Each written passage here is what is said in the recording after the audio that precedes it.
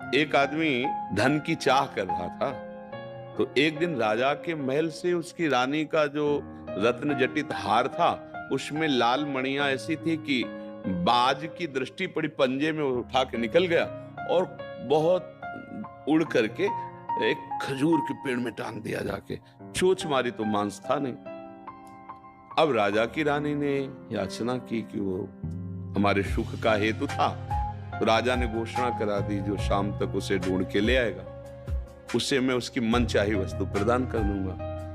तो वो आदमी कोई कहीं ढूंढ रहा है, कहीं खोज रहा है, वो नदी के किनारे लग गया और एक जगह गया तो उसे वही हार दिखाई दिया जैसा बताया गया था।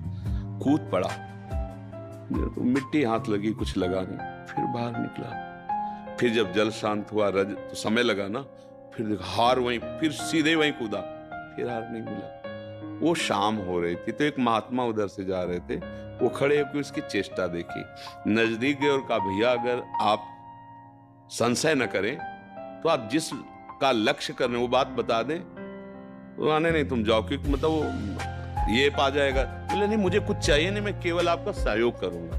तो उनका देखो, ये वो हार है और मैं इसे सुबह से खोज रहा हूं, बार बार इसमें कूद के, और है वो।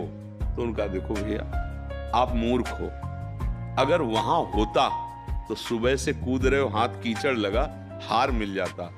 महात्मा तुरंत पीछे मुड़े तो देखो खजूर का पेड़ और उसकी छाया जल में पड़ रही। बोले हार वो ऊंचाई पर टंगा हुआ है, उसकी छाया, तुम जीवन भर कूदते रहो, वहां नहीं मिलेगा, हार वहां है। समझ गए? हमारी बुद्धि रूपी रानी सुख रूपी हार खो दिया है। अब वो मन से कह रही कि हार ले आओ, मैं तुम्हें सब सुख दे दूंगा।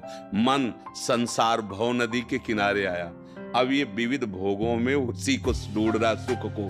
अब कोई महात्मा मिले, बताए इधर नहीं, इधर से हटो और इधर मुंह करो, ऊर्ध्वमूल, इधर देखो ऊंचे की तरफ, ये उसकी छाया है।